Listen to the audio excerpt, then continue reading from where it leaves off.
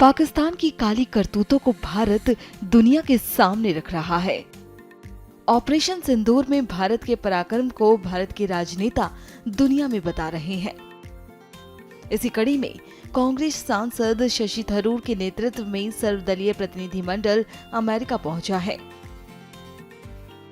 जहां उन्होंने डेलीगेशन के साथ न्यूयॉर्क में 9/11 स्मारक पर श्रद्धांजलि अर्पित की।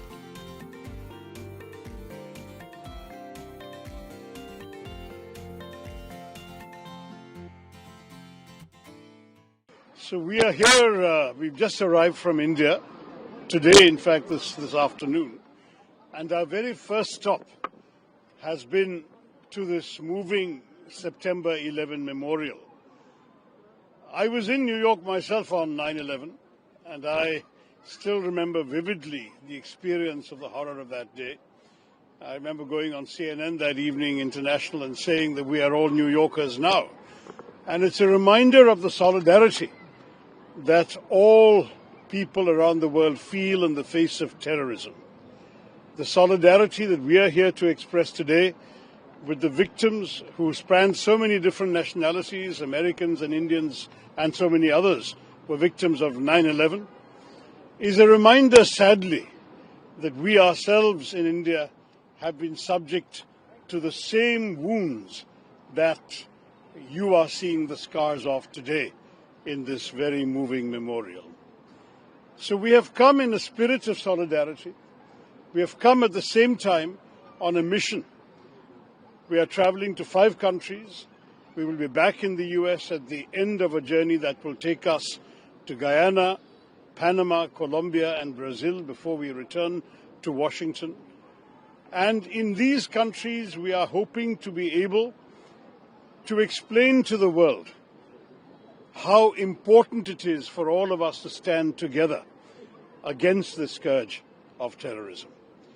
Just as the US showed such resolution and determination in the wake of 9/11, so too our country has stood up against the forces of evil who attacked us on the 22nd of April.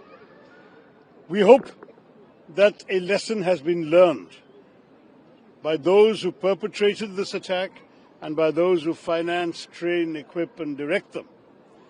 But we want to communicate to the world that we will not be sitting quietly if this is repeated, and we want the world to understand that this is not a time for indifference, but for mutual strength and mutual solidarity, so that we can all unitedly stand up for the values that the United States has always cherished, the values of democracy, of human freedom, of diversity, of coexistence of people of different communities, none of which, sadly, is in the agenda of those who conducted such attacks.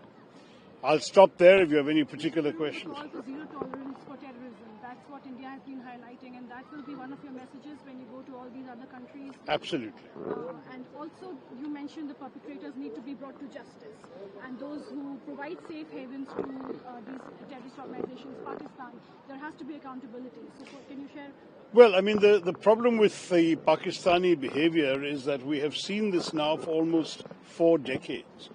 In some ways, you can say it started with the very creation of Pakistan when they first sent terror groups across the border into Kashmir, disguised as tribes people. But subsequently, since 1989 in particular, when the Soviet Union withdrew from Afghanistan and the Pakistanis were able to turn their attention towards us, we have been systematically the victims of repeated attacks. It's not 1 or 2.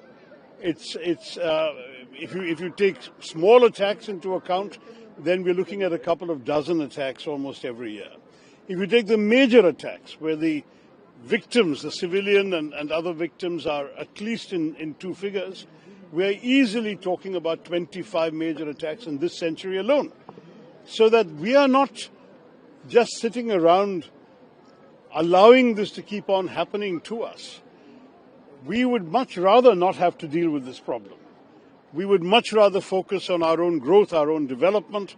India has a great adventure in bringing its people into the 21st century willing and able to take advantage of all the opportunities that this century offers for economic development, prosperity, high technology, and international cooperation. But if that is going to be thwarted or attempted to be thwarted by malign people with weapons, then we will answer them in kind. And that is also part of our message. Yes, perpetrators of terror should indeed be brought to justice, and we are not going to stop our hunt for those who did this latest atrocity. But we need to think about where these people are based, where they have safe havens, where they are trained, equipped, financed, guided, armed, and often directly directed to perpetrate these horrors. And they too should be accountable for what they have been doing.